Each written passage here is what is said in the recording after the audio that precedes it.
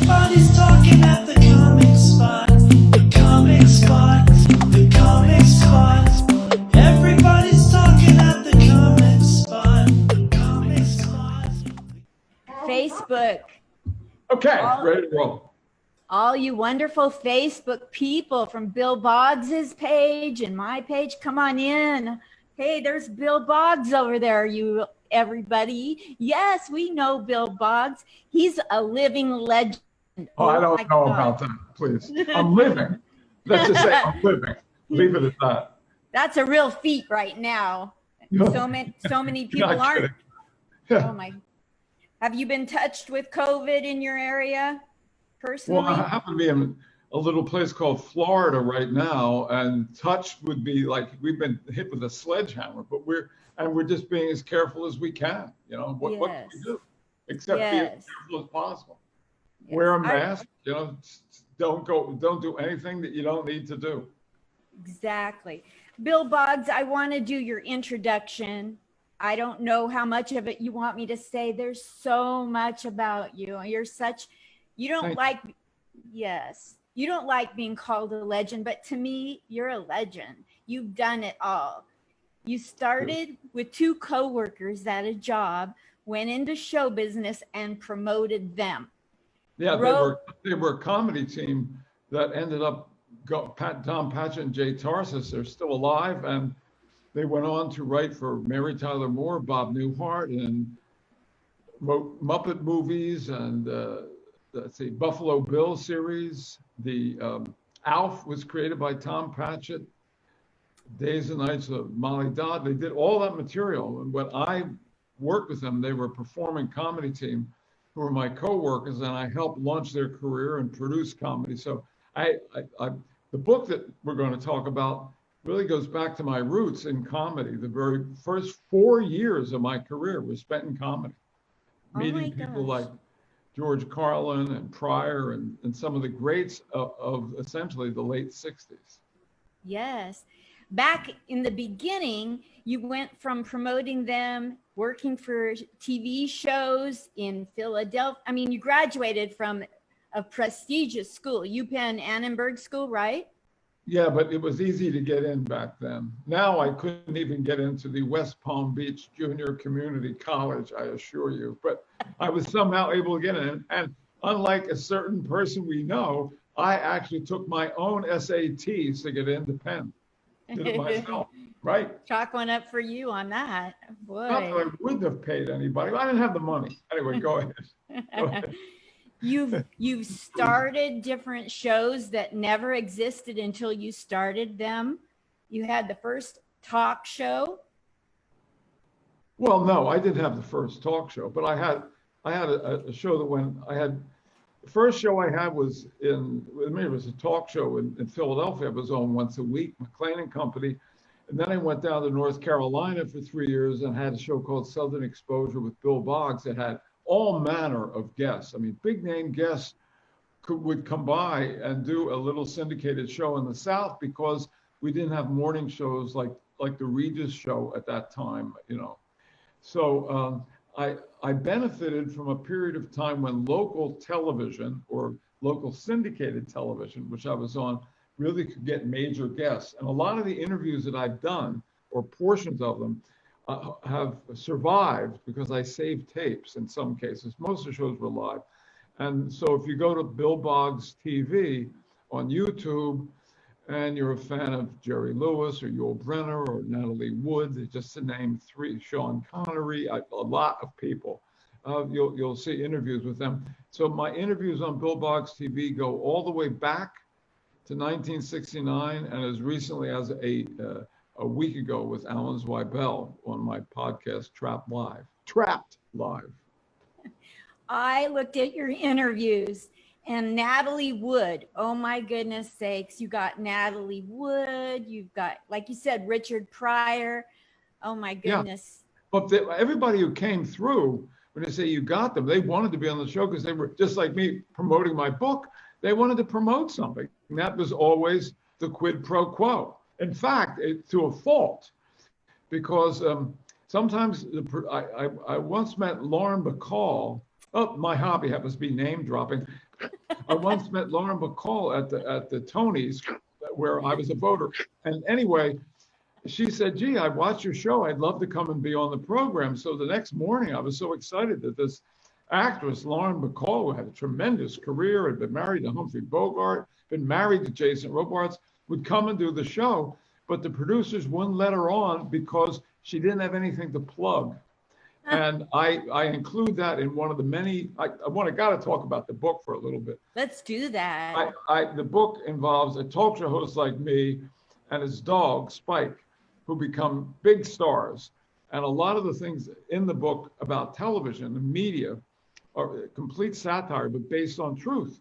That we actually had major guests who couldn't get on the show because they didn't have anything to plug, meaning that just the value of talking to a guest, right, was not worth it unless the guest could say, "Well, I wrote a book." And that was, in my opinion, quite stupid, quite stupid. Yes. I send that up in the book. I'm holding the book upside down like the Trump held the Bible upside down. Oh, there it is. It's The Adventures of Spike the Wonder Dog. It's told to Bill Boggs. It's published by Postal Press. It's the most recent review. That wasn't a major magazine. It was Pet Lifestyles magazine. Nevertheless, they said, "We'll have you rolling on the floor laughing." Oh. So, and Winston Groom, who wrote Forrest Gump, highly original and hilarious satire. So if you like dogs, you like to laugh, and you need a summer read, The Adventures of Spike the Wonder Dog. That's my official pitch.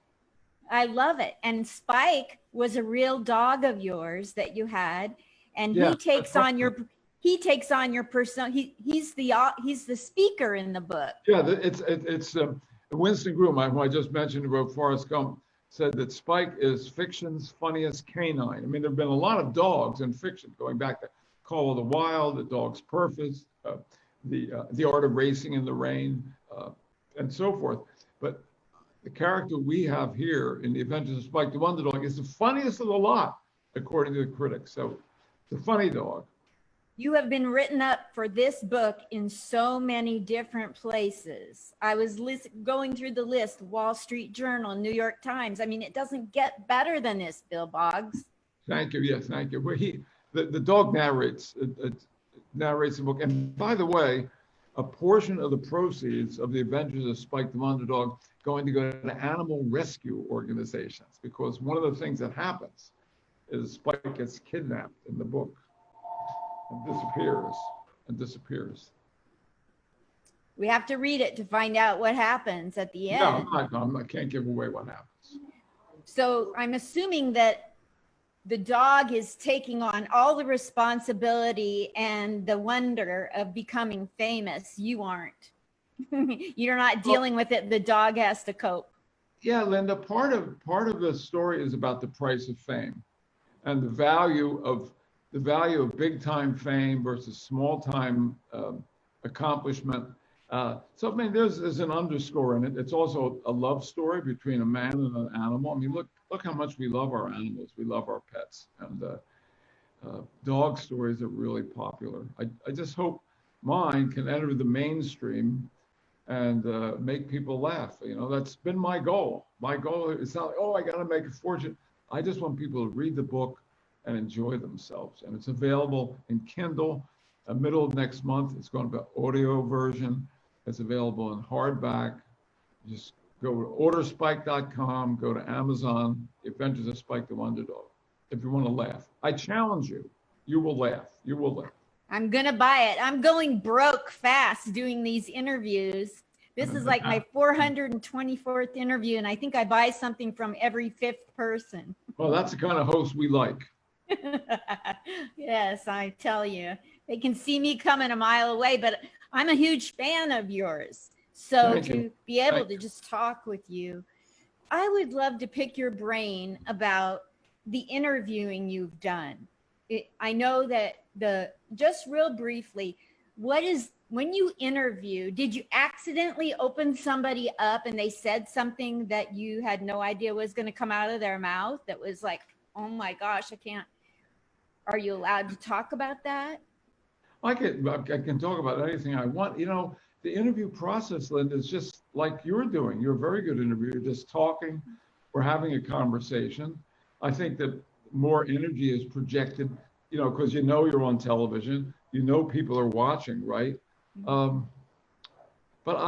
the technique essentially that evolved with me was just getting the guests to relax and open up. I can't honestly, in all the thousands of interviews, recall any one shocking thing that I quote got someone to say. I'm sure that they exist, but no one ever asked me that question before. I don't have an answer for it. It's wonderful. So That's a strike. how many years of your life did you dedicate to writing this book, The Adventures of Spike the Wonder Dog? Well, I think that the whole process took about 3 years, including writing it, the first draft, and then having 8 people read the first draft and give me feedback. And when I got the feedback that every 8 people said, and I said, I want you to be brutally honest. They said, no, they said, Bill, this is funny. I really enjoyed it. I don't normally laugh out loud while reading a book. Now, that's exact, honest truth, what people said to me. And then I knew I really had something. So I took another several months to punch it up, put in more relevant stuff as things were happening, because it's set in the present day. And so I think the whole process, and then getting the book deal took some time, was about 3 years. Wow. Thank you for doing that. I can't wait to get my copy and read it. And I want all of you listening to, and I've mega posted it on Facebook for people to entice them. I like Facebook. I've connected with people whom I don't think on any level I would have reconnected with. It doesn't mean I've seen them, but you know, when you met somebody and worked with them like 35 years ago and they drop out of your life and then suddenly you're back and able to talk to them, even though it's just on Facebook through Messenger or whatever, I like that. It gives me a good feeling. I know there were a huge amount of controversy surrounding Facebook. From my personal standpoint as a user, I found it very gratifying. Me too. It's like going to a reunion every day. You can look anyone up. I looked up a guy that ghosted me in 1966 and found him because of Facebook. And what did you do? Why anyone would have done that to you? In fact, in 1966, we didn't have the term ghosted. It was just like, he dumped me. He dumped me. I followed him around during summer camp and he didn't even say goodbye to me. I was just like, he'd say, you want to go here? You want to go there? And then didn't even say goodbye. So I found him. I said, why did you do that? You follow him around now too. You follow him on Facebook. Isn't life funny the way things turn out? You know, eventually. Linda, where are you from? Where did you grow up? I grew up in Portland, Oregon. My parents survived the Holocaust. That's the one that did exist. That's the one they survived. And then after trying to fit in Portland, Oregon, I raised a daughter because I'm Jewish and I like to suffer. I raised a child alone and traveled a lot. And did comedy everywhere, a little here in New York and California, 3 counties, and back to Portland. And now I'm in Vegas, baby. Oh, really? What are things like in Las Vegas now, Linda? If you and I know it's a morning there, if we were to drive over to, say, Caesars and pull up under the big portico there, the largest freestanding one in the world at Caesar's Palace, and walk inside, what would it be like at late morning in Las Vegas inside Caesars now? It's about 1/3 to 1/2 of the normal traffic. That's still a lot. That's still a lot. And I'd say probably 2/3 of the people are wearing masks if they don't get caught. They don't require They masks? do inside, but That's you know. what I meant. That's what I meant, inside. Right. But there are those that get inside and then take their masks off, I've noticed, and there's not enough security to catch it. So I live right by the stratosphere and they have to wear a mask, but then they'll find creative ways to take them off and you can't catch them all. Yeah. But there's not that much traffic inside the casinos. I think people are really walking outside and outdoor eating and walking the strip. How about driving. Any of the big shows on, Linda, in Vegas? No, the powers that be are not allowing that yet. And there So are, as I, just the gambling, but about the retail, there like are, in the gallery, Forum of Caesars, is that open? Stores? yes, that's Uh-huh. open. It's been, as you know, it's been very scary. This is something, this and having a child is something we don't get a manual for. We don't know how to make it through a pandemic. And, Hardly. craziest time I ever saw, I would rather raise 15 more children than go through this ever again. Well, what's the most difficult part of it for you?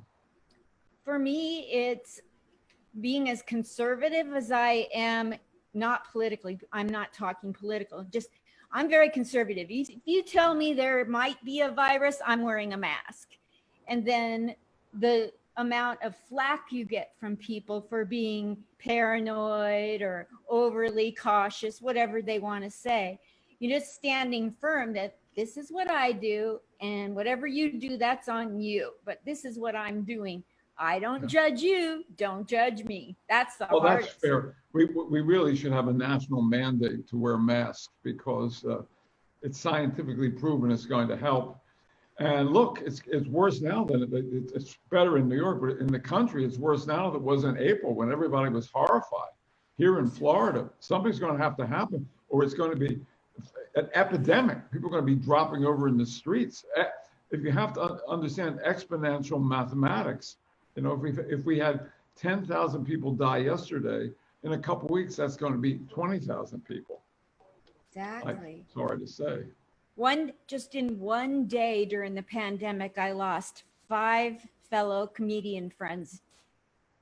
Wow. Sorry to hear that. Yeah, it's really been serious, and I don't want people making light of it, But no, there's no reason that people. We've had 150,000 people die in the United States. This is no. I know it's a comedy show. This is no joke. None whatsoever.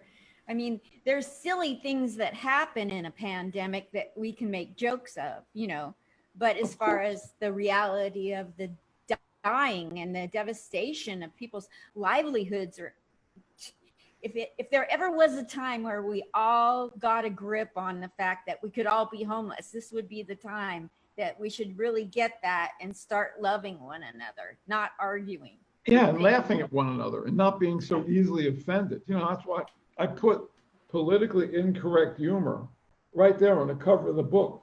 I love it. I just figured, as people are so easily offended these days, why not warn them in advance? In the book, you might be offended by objectification of women. You might be offended by cultural appropriation. You might be offended by things I'm saying about television. You might be offended by my description of the current culture. It could be anything, and then you get offended. So I'm warning you in advance. And most people, and I did that not for commercial reasons. I did it for artistic reasons. I have too many comedian friends who find that, they go on stage, they say one thing about their wife or something that somebody didn't like, and then they're vilified in social media the next day by one person out of 300 in the audience. Absolutely. This cancel culture is crazy. It's like, do we have freedom of speech? That's what it makes me wonder. Yeah. I get it. If you do something really horrible, say to a woman, you should get canceled. But as far as freedom of speech, holy Toledo, I don't know what to make of this world right now. I had a joke when I go on stage. If I think the crowd is very tight, I'll say, everything you say on stage has to be 100% politically correct right now, right? Well, that's what we're just talking about. Yeah. And then I'll say, so good night. Like, good luck. Let me know how that works for you. It's impossible to be 100% politically correct if you think about it. So the comedy scene in Las Vegas has always been terrific, right? Absolutely. Oh, is Carrot Top still working Las Vegas? Unbelievable. He's been working in Las Vegas for like 25 years. My God. Does he ever go anywhere else? Who else? What other comedians are working Vegas all the time, like 6-7 months a year? Who else? Eddie Griffin and George Wallace. Oh, I love George Wallace. Those are the top ones that are always here. And then you have all the big names that come through on a regular at Comedy Cellar and at I forgot the guy's name. All the big clubs, you know. Yeah. There's the man, I can't think of his name. Big Talk, Brad Garrett's Comedy Club, Jimmy Kimmel's. I like Sinbad. You know, we did a show in the mid '80s. When I say we, my business partner Richard Baker and I brought Boggs Baker Productions, called Comedy Tonight, and it was syndicated in 122 stations around the country on at various times in the evening. In New York, it was on at 12:30 at night. Unfortunately, opposite Letterman, but we still did okay. And we auditioned, like a lot of the people you just mentioned. George Wallace was on the show. Sinbad was on the show a couple of times. Let's see, who else was Dice Clay was on the show. Bob Saget was on the show. Penn and Teller. We had a lot of wonderful people on that show. Penn and Teller here on always here.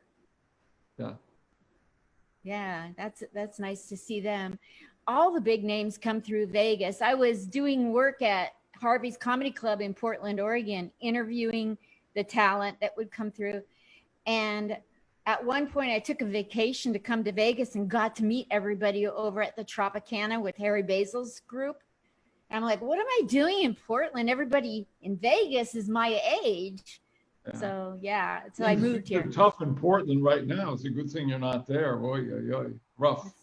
Very rough in Portland. So bad. They tore down a deer statue. I don't know. What statue? They burned up and tore down a statue of a deer. A deer? Well, you know, there's the Bambi people. The people who really have always been offended by Bambi. Bambi's, father was shot. Or was his mother? A lot of Bambi's parents were shot, and he ended up with a friend named Thumper. Let's just hope the rabbit statue doesn't get torn down. That's all I can. Yeah. How's Pinocchio doing? The liars are offended. The liars are offended by that nose of Pinocchio's, and the liars, people who like to lie, they're offended by a Pinocchio statue. So it would be offensive. Right. Remember Thumper? Very cute. By the way, you know that Monday was that this is actually National Rabbit Week? These are the things that you read that stick with you. Would that I could remember David Brooks' column in the New York Times, but National Rabbit Week, this I remember. Wow. Yeah, oh yeah, it's busy. It's a biggie. Oh yeah, Linda. Tell me what you plan to do for the rest of your life. You've already left a huge legacy, a big mark, a big splash in the world, doing so much for entertainment, for news, for your school. UPenn must have plaques of you on the wall. You must have a whole wing over there at UPenn. What else do you want to accomplish when you've accomplished this much? You are saying, what will I do with the rest of my life? The north and south and east and west of my life? All of that? Yeah. Oh. Yes. Okay. I will continue to stay alive as best I possibly can. That is my initial goal, to beat death today. To quote Heinrich Müller on the Netflix series A French Village. Today I must defeat death. So that's my goal, one day at a time. And I'm actually serious. Stay as live and healthy as long as possible is what I want to do the rest of my life. In terms of my career, I'm dedicating the rest of my life to be a writer of essentially satire. I'm going to start soon a sequel that's going to be called Spike Unleashed, The Wonder Dog Returns. I mean, the second volume of the Spike, what will be the Spike trilogy. Will you hold your book up again, Bill? Sure. My arm automatically flies up into that situation. I see. There you go. The Adventures of Spike the Wonder Dog, as told to Bill Boggs, available on Amazon. Saved by the Bell. I have to take care of that. Okay. Can you hear me now? I can hear you just perfectly. Probably cut the phone. So I guess I need to sign off, but Thank you very much. One more plug for your book, please, Excuse me? Bill. What? Give me one more solid plug for your book, Spike the Wonder Dog. Okay. The New York Post says takes you on a darkly comic journey. The New York Daily News says Spike will keep you laughing and on the edge of your seat at the same time. This one is made for the big screen. Mark Elliott, the New York Times bestselling author, Bill Boggs has hit a home run on this highly original and hilarious satire on everything. And the great comedy writer, Thurber Prize-winning author, Alan Zweibel said, so smart, witty, and inventive that I had to keep reminding myself that I didn't write it. So that's Spike the Wonder Dog, the adventures of Spike the Wonder Dog. Thank you very much, Linda. Thank you so very much, Bill Boggs. Let's get out and buy his book today. Winston Groom, author of Forrest Gump, says that Bill Boggs and his friend Spike the Wonder Dog unleash comedic wizardry in this madcap, highly entertaining satiric novel. Spike is the newest canine literary hero to take on the world with hilarious results.